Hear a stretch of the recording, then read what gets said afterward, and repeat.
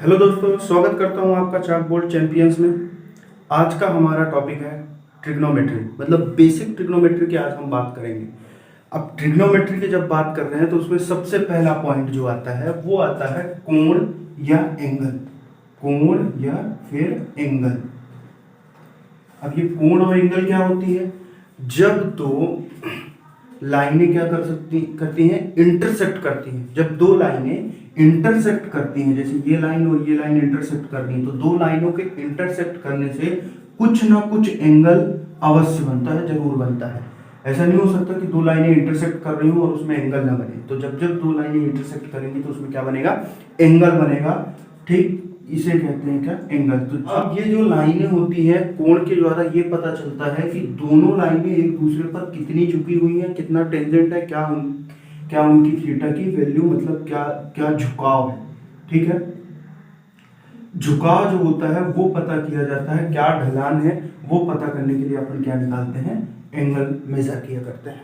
Angle बनता कैसे है? तो दो लाइनें जब इंटरसेक्ट करती हैं आपस में, ठीक है, वो किसी भी टाइप पे करें, ऐसे कर दें, कहीं भी करें, तो वो जो लाइनें जब भी इंटरसेक्ट करेंगी या प्रतिच्छेद करेंगी तो वो क्या बनाएंगी? कुछ ना कुछ कोण बनाएंगी। ठीक है, टाइप ऑफ एंगल्स आप पढ़ चुके हो, एक्यूट एंगल, ठीक है, ऑब्ट्यूज एंगल, राइट एंगल, ठीक, बहुत सारे टाइप के आपके नाइन्थ में आपने क्या किया होगा? पढ़ा होगा। ठीक है, अब यहाँ पे एंगल हमने जान लिया कि एंगल क्या होता है भैया, कि जब दो लाइनें आपस में इंटरसेक्ट करती हैं या प्रतिच्छेद करती हैं तब जाके क्या बनता है? एंगल या कोण बनता है। एंगल या कोण का मतलब होता है झुकाव, ढलान, टेंजेंट, जो कुछ भी आप बोल लो। ठीक है, तो वो कहलाता है हमारा क्या? एंगल। अब एंगल को मेजर करने के दो सिस्टम आए। ठीक है, दो सिस्टम है। एक सिस्टम है हमारा सेक्साजेसिमल सिस्टम और दूसरा होता है हमारा सर्कुलर सिस्टम। अब पहले इसमें जानते हैं कि सेक्साजेसिमल सिस्टम या प्रेस्टिक पद्धति में होता क्या है। इसमें क्या किया जाता है कि जो कुछ भी मेजर किया जाता है रेडियन में मेजर किया जाता है।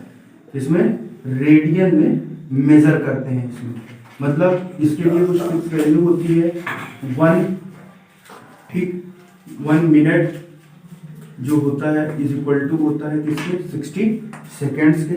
ठीक, इसके बाद जो 1 डिग्री होता है वो बराबर होता है किसके?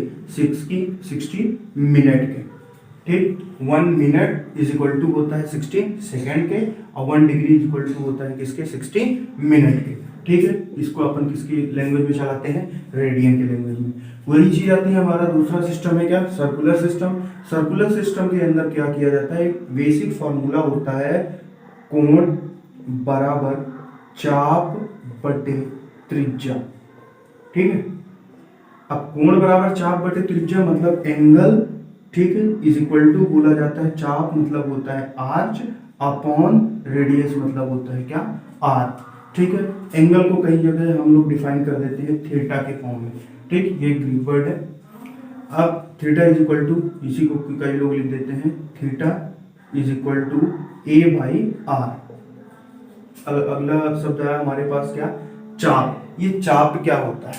ठीक है, चाप मान लीजिए जैसे ये सर्कल है, ठीक है, इसका ये कुछ ना कुछ क्या है? केंद्र है। ठीक है, कुछ ना कुछ सर्कल है तो 100% कुछ ना कुछ केंद्र होगा उसका। अब एक लाइन मैंने ये खींची और ये खींची, दोनों की दोनों लाइनें ही क्या है? रेडियस है। ये भी रेडियस है और ये भी रेडियस है, मतलब वृत्त के केंद्र से परिधि। ठीक है, सर्कमफेरेंस जो होती है उसको मिलाने वाली जो लाइन होती है वो क्या कहलाती है? हमारी रेडियस कहलाती है। ठीक है, अब इसके दो पोजीशन है ए और बी।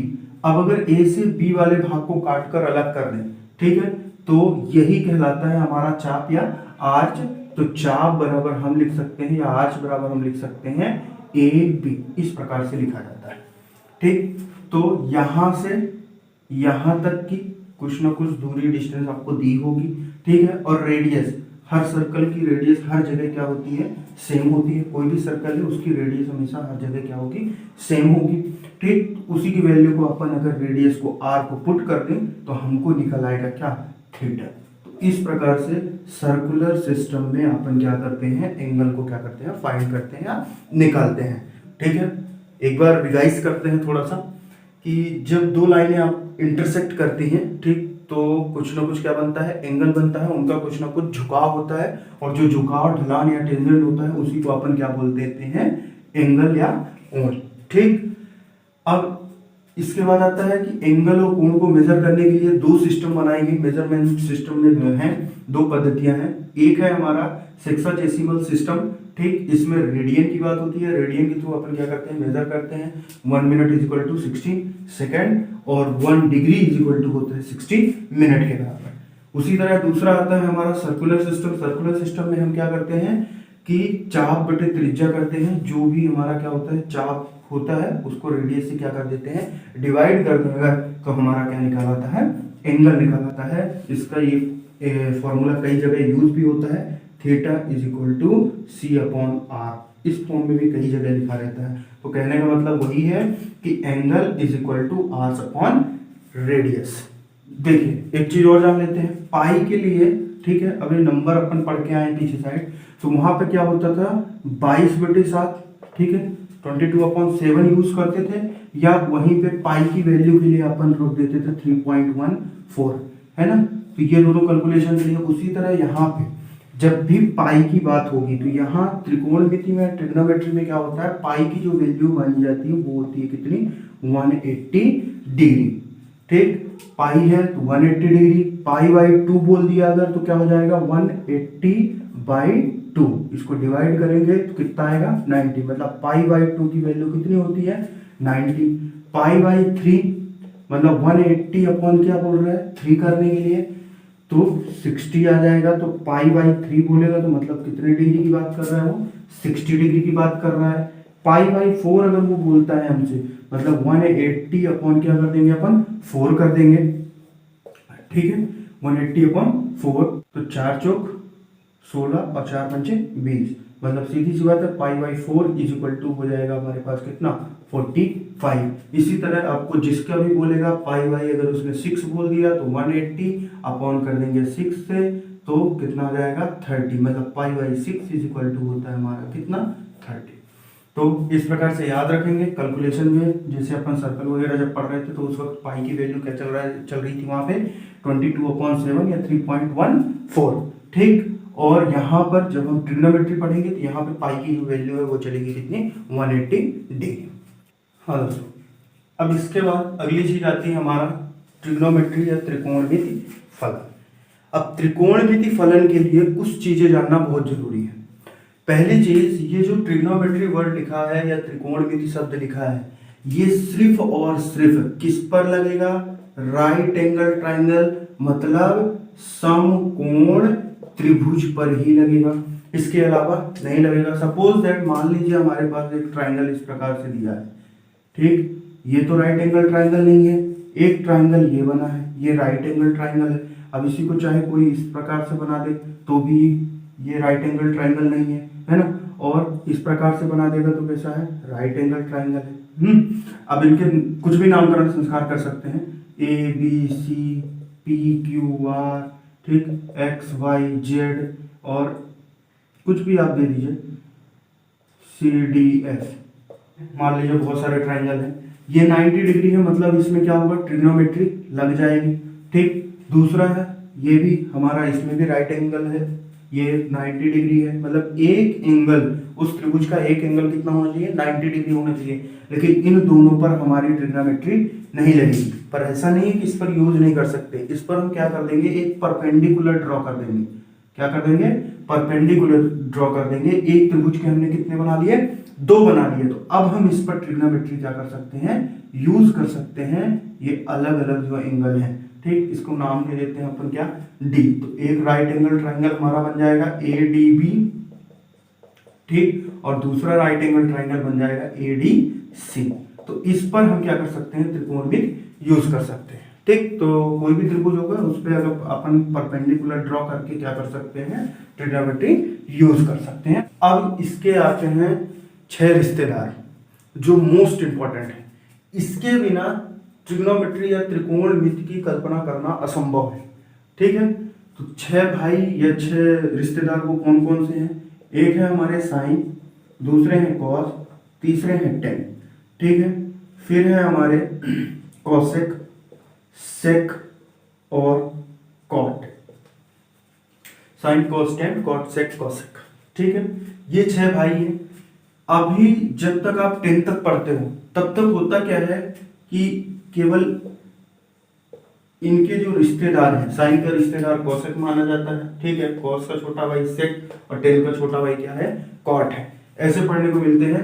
फिर जब आप आगे जाते हो तो उसमें क्या होता है, साइन और कॉस में भी आपको संबंध देखने को मिलते हैं, ठीक है, कॉट और टेन में, ठीक, टेन से साइन में भी जाने में तो टेन के कुछ फॉर्मूले यूज होते हैं, तो इनका आपस में रिलेशन होता है। लेकिन ये जो भाई होते हैं तो साइन भाई होता है कॉसेक का, कॉस भाई होता है सेक का, टेन भाई होता है किसका, कॉट का। ये चीज हो गई। जब तक ये केवल ऐसे लिखे हैं sine cos tan cot sec cosec, एक वर्ड है इनमें, इसके अलावा इनका कोई अस्तित्व नहीं है, को ट्रिग्नोमेट्रिक फंक्शन कहा जाता है। Sine cos tan cot sec cosec, ये क्या है, ट्रिग्नोमेट्रिक फंक्शन है, ठीक है।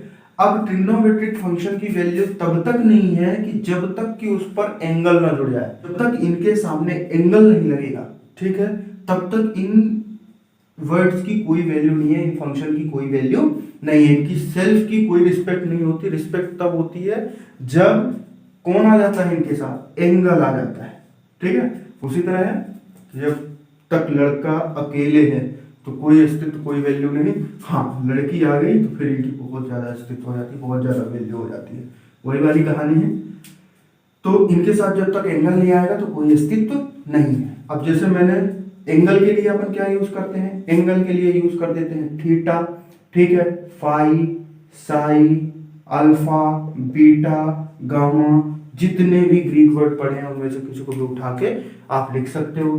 कई लोग ए बी सी भी लिखते हैं, वो भी चल जाता है, ठीक, एक्स वाई जेड, जो आपकी इच्छा हो एबीसीडी का वर्ड उठाओ आप रख सकते हो, इस पर कोई प्रॉब्लम नहीं, ठीक है। तो जैसे मान लीजिए मैंने लिख दिया साइन थीटा, तो ये पूरा का पूरा जो है वो क्या है, हमारा ट्रिग्नोमेट्रिक फंक्शन है, ठीक है। अगर ये अकेले लिखा होता केवल कौन, साइन, तो इसका कोई अस्तित्व नहीं है। इसका अस्तित्व तब है जब इसके साथ क्या जुड़ जाएगा, एंगल, ठीक है। और इस प्रकार से एंगल थीटा लिख दिया, साइन लिख दिया, फाई लिख दिया, कुछ भी लिख दिया, तो इस ट्रिग्नोमेट्रिक फंक्शन की क्या हो जाती है, वैल्यू हो जाती है। क्लियर। तो ये कहलाते हैं हमारे ट्रिग्नोमेट्रिक फंक्शन। इतना आपको याद रखना है। त्रिकोणमिति फलन जो है वो 90 अंश समकोण त्रिभुज या राइट एंगल ट्रायंगल पर यूज होती है। दूसरी चीज, ये जो 6 लिखे हुए हैं इनका संबंध कैसे होता है, साइन का होता है कोसेक से, ठीक है, कॉस का होता है सेक से, टेन का होता है कॉट से। तो ये 6 जो लिखे हैं ये क्या है, ट्रिग्नोमेट्रिक फंक्शन है। इनके साथ हम जोड़ते हैं क्या, एंगल, ठीक है, theta phi psi gamma alpha beta gamma, जो आपको यूज करना हो वो आप यूज करते हो। स्वतंत्र भारत के स्वतंत्र नागरिक हो, कोई पाबंदी नहीं। अब इसके बाद जब इनको ऐसे जोड़कर लिख दिया जाता है, ठीक है, तो इनकी क्या हो जाती है, वैल्यू हो जाती है। मतलब जब इन फंक्शंस के साथ sine cos tan cot sec cosec के साथ एंगल ऐड हो जाता है तो इनकी कुछ ना कुछ क्या होती है, वैल्यू होती है, ठीक है। अब इनके लिए कुछ बातों को जानना जरूरी है, ठीक है। जैसे मान लीजिए लिखा हुआ है हमारे पास साइन थीटा, ठीक, जब कभी भी इसका स्क्वायर करने के लिए बोला जाएगा तो हम क्या करेंगे, साइन थीटा का स्क्वायर ऐसे ही लिखा जाता है स्क्वायर। तो जब कभी भी ये स्क्वायर या ब्रैकेट ओपन होता है, ठीक है, तो कभी भी जैसे लिख दिया मैंने क्या, साइन थीटा स्क्वायर, अगर आप ऐसा लिखते हो तो ये गलत है, ठीक है। ये जो स्क्वायर होता है होता एंगल का ही है, स्क्वायर होता एंगल का ही है, बट इसको लिखा जाता है किसके ऊपर, साइन के ऊपर, ठीक है। तो इसको साइन स्क्वायर थीटा इस प्रकार से जब आप लिखेंगे तब ये राइट होगा। जैसे मैंने लिख दिया क्या, कॉस बीटा, अब कॉस बीटा का मैंने किया क्या, स्क्वायर, तो कॉस बीटा का स्क्वायर है एंगल का, लेकिन लिखा किसके ऊपर जाएगा, त्रिकोणमिति फलन या ट्रिग्नोमेट्रिक फंक्शन के ऊपर। तो फंक्शन क्या है हमारा, कॉस स्क्वायर, और ये हो जाएगा क्या, बीटा, ठीक। इस चीज का आप याद रखना। तो ये जो फंक्शन होते हैं, ठीक है, इनके कुछ ना कुछ रिलेशन होते हैं, संबंध होते हैं, ठीक है। हमारे पास एक राइट एंगल ट्राइंगल है, ठीक है, कौन सा है right angle triangle, A B C, ठीक है। इसी में अपन लिखते हैं in right angle triangle A B C या त्रिभुज ए बी सी। इसमें ये बी एंगल कितना है, 90 डिग्री। अब इसमें कुछ वर्ड आते हैं, एक आता है आपका, पहला वर्ड होता है क्या, कर्ण, ठीक है, फिर होता है आपका आधार, और फिर होता है आपका लंब, ठीक। कर्ण को इंग्लिश में बोला जाता है हाइपोटेनियस, आधार को बोला जाता है बेस, ठीक है, और लंब को अपन बोल देते हैं क्या, परपेंडिकुलर। ये वर्ड होते हैं, ठीक। अब ये वर्ड इस डायग्राम के अंदर ही होंगे, ठीक है। अब डायग्राम के अंदर कैसे होंगे वो अपन देखते हैं। तो 90 के सामने किसी भी ट्राइंगल में कैसा भी है, जब कभी भी अपन को हाइपोटेन्यूज या कर्ण पता करना है तो 90 के सामने वाली जो लाइन होती है वो कहलाती है हमारी क्या, कर्ण, या उसी को हम बोलते हैं क्या, हाइपोटेन्यूज। मतलब हमारे लिए कर्ण या हाइपोटेन्यूज का रोल कौन करेगा, एसी साइड या भुजा एसी, ठीक है। 90 डिग्री कैसा भी ट्राइंगल बना हो उससे अपन को फर्क नहीं पड़ता है। जैसे मान लीजिए ये बना है, ये 90 डिग्री है, ठीक, पी क्यू आर है, तो 90 के सामने वाली जो पी आर होती है यही कहलाता है हमारा कर्ण, या यही कहलाता है हमारा क्या, हाइपोटेन्यूज, ठीक है। दूसरा आता है आधार। आधार का मतलब होता है जिस पर वो डायग्राम रखा गया है, ठीक, ऐसे भी आप समझ सकते हो। दूसरी चीज, इसको समझने का सबसे अच्छा तरीका होता है, सबसे पहले परपेंडिकुलर आप डिसाइड कर लो, बची हुई भुजा अपने आप आधार हो जाएगी, ठीक है, बेस हो जाएगी। तो परपेंडिकुलर को डिसाइड करने के लिए क्या किया जाता है, जिस भी एंगल के लिए क्वेश्चन आपको फाइंड करने के लिए बोलेगा, सपोज दैट उसने बोला कि एंगल ए के लिए फाइंड करो कि ये एंगल ए कितना है, या एंगल सी निकालो कि कितना है, बी तो हमको खुद पता है कि वो कितना है, 90 डिग्री है, ठीक है। इन्हीं दो एंगल्स पर क्वेश्चन क्या करेगा, खेल करेगा।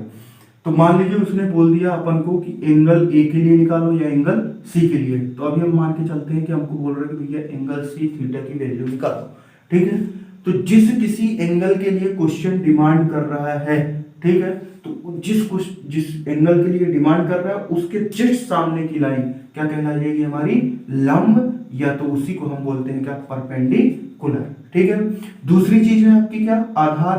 तो सीधी सी बात है, ये कर्ण हो गई, तो लंब हमारे लिए क्या बन गया, ये भी नोट कर लेते हैं अपन, क्या है, ए बी, ठीक है। अब एक कर्ण हो गई, एक लंब हो गई, तो सीधी सी बात है हाइपोटेन्यूज परपेंडिकुलर पता चल गया है अपन को, केवल चाहिए बेस। तो किसी भी ट्राइंगल में केवल 3 ही साइड होती हैं, तो बची हुई जो लाइन होगी वो क्या बन जाएगा, आधार, ठीक है। आधार मतलब क्या बोलते हैं अपन इसको, बेस भी, ठीक। अगर ऐसे नहीं दूसरे तरीके से करना है तो भाई डायग्राम जिस पर रखा होता है, ठीक है, वो कहलाता है हमारा क्या, आधार या बेस, ठीक। तो इसमें लिख देते हैं बी सी। सीधी सी बात है, आधार और बेस का मतलब है, जैसे हमारे और आपके आधार और बेस कौन है, मम्मी पापा, पेरेंट्स है ना, वैसे ही इसका जो आधार है जिस पर वो क्या है, वो सीधा क्या है, टिकी हुई है, रुकी हुई है। कोई भी इमारत है वो किस पर, आधार पर ही रुकती है, तो जिस पर ये रखा होता है उसी को बोलते हैं अपन क्या, आधार या बेस, ठीक। ये चीजें क्लियर हो गई।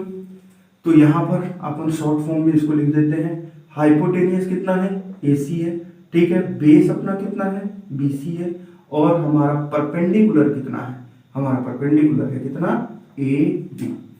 ये सभी आत्माएं क्लियर हो गई कि भैया हाइपोटेनियस क्या होता है, आधार क्या होता है, और कर्ण क्या होता है, हाइपोटेनियस, परपेंडिकुलर और क्या, बेस।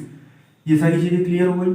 तो अब इसकी बात करते हैं, एल ए एल के ए, इसी को दूसरी भाषा में लिख सकते हो P B P upon H H B, ठीक, एल बटे के ए, लाल बटे तबका के फॉर्म में अपन यूज करते हैं।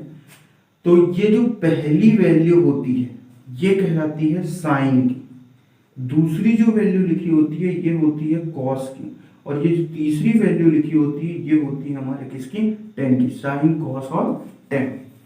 अब साइन कॉस और टेन इसकी वैल्यू अपन को मालूम है क्या होता है, एल का मतलब होता है परपेंडिकुलर अपॉन हाइपोटेनियस, कॉस का मतलब होता है बेस अपॉन हाइपोटेनियस, और टेन का मतलब होता है एल अपॉन ए, एल अपॉन ए का मतलब होता है परपेंडिकुलर अपॉन बेस, ठीक।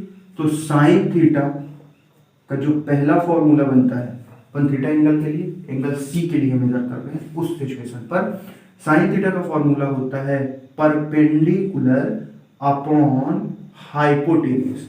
अब भैया परपेंडिकुलर कितना है हमारे पास, ए बी है, अपॉन हाइपोटेनियस कितना है हमारे पास, ए सी।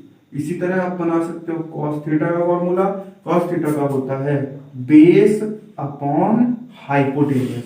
ठीक है, इसके लिए formula base upon hypotenuse, B मतलब होता है बेस, बी सी दिया है और हाइपोटेनियस की वैल्यू हमको दिया है कितना, ए सी।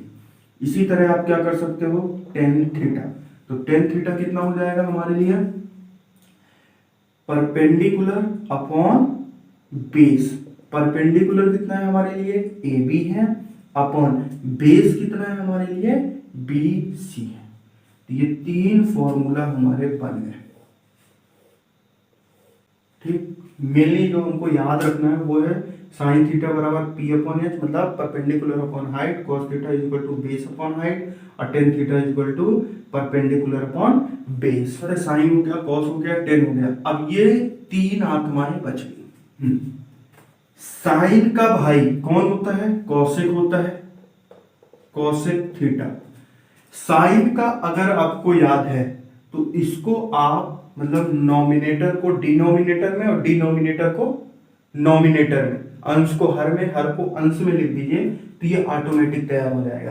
क्यों, साइन का भाई होता है कॉस सेक, कॉस का भाई होता है सेक, टेन का भाई होता है कौन, कॉट। तो इसका बन जाएगा हाइपोटेनियस अपॉन परपेंडिकुलर। हाइपोटेनियस की वैल्यू आपके पास है ए सी अपॉन परपेंडिकुलर, परपेंडिकुलर की वैल्यू आपके पास है कितनी, ए बी। ये हो गया कॉसेक तैयार। सेक तैयार करना है तो जो कॉस था उसका उल्टा कर दीजिए, उल्टा कर दीजिए मतलब हाइपोटेनियस अपॉन क्या लिख दीजिए, बेस। हाइपोटेनियस चल रहा था कितना हमारे पास, ए सी अपॉन बेस कितना है हमारे लिए, बी सी। क्लियर है इतना।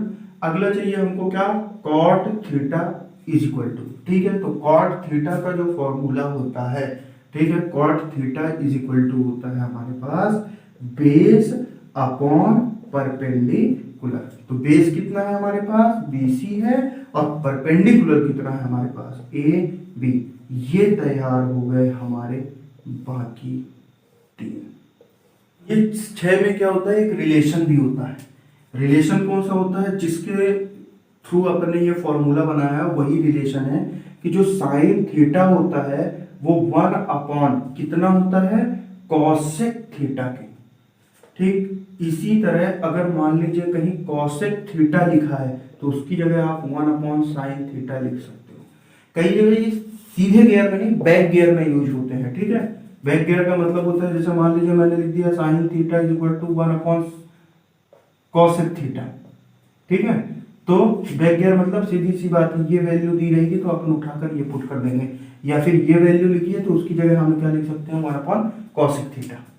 ठीक, इसी तरह होता है किसका संबंध, कॉस थीटा का वन अपॉन किससे होता है, सेक थीटा से, क्योंकि उसी का भाई है। और सेक थीटा की वैल्यू क्या हो जाएगी हमारे लिए, वन अपॉन कॉस थीटा।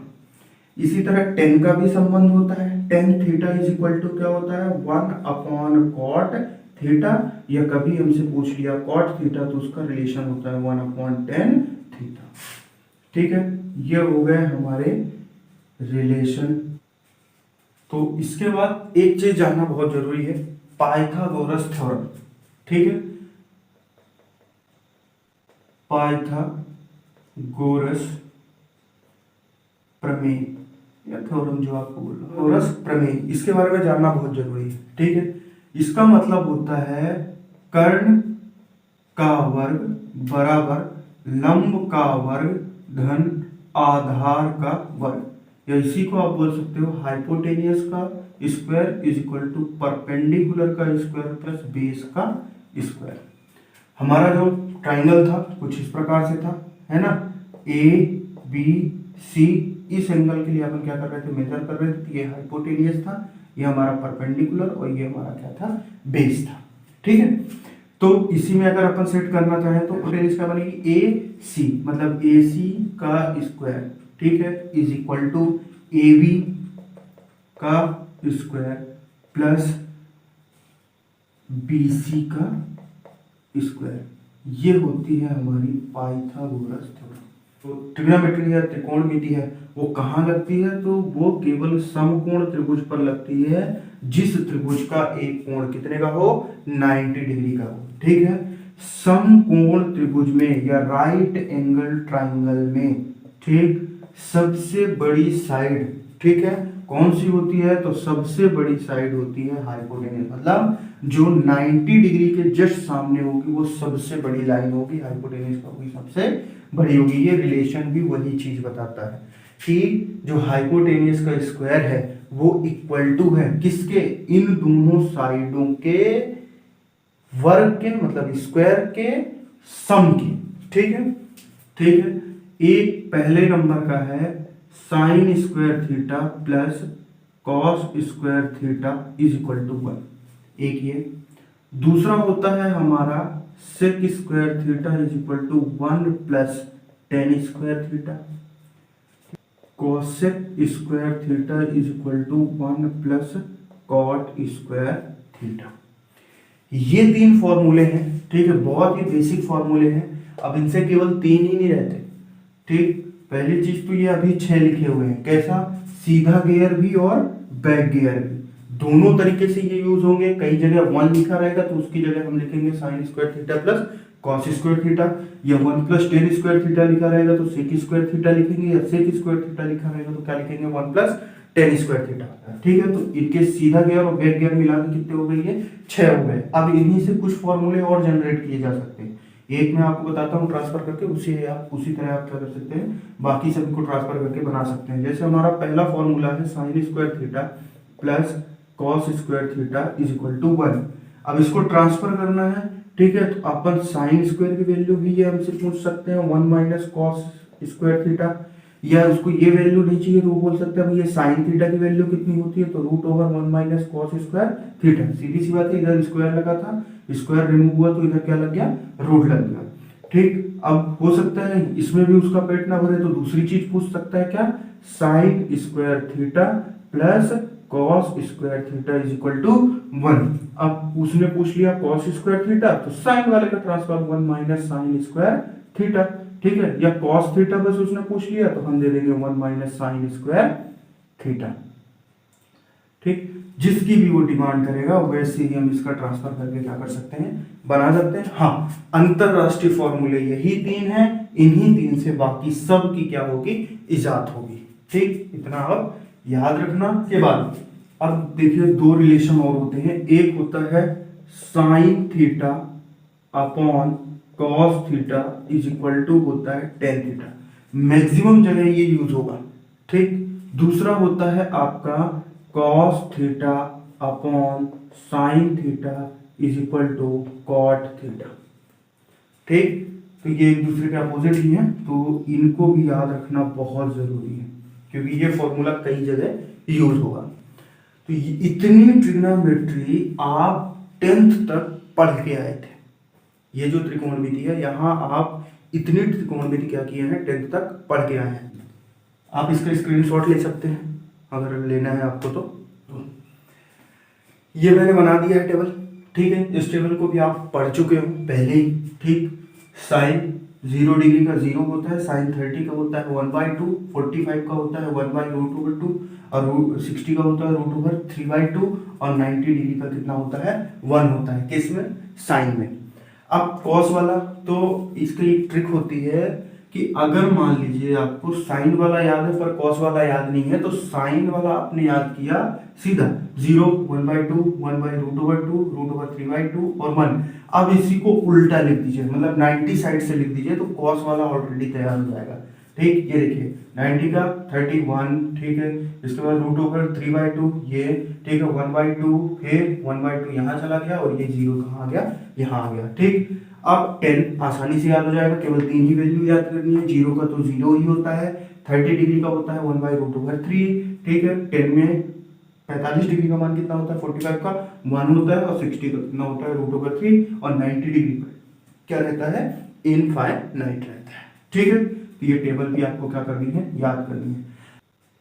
इतना आप 10 तक पढ़ चुके हैं। ठीक, अब इसके आगे जो आएगा वो होगा हमारा किसका, 11th में।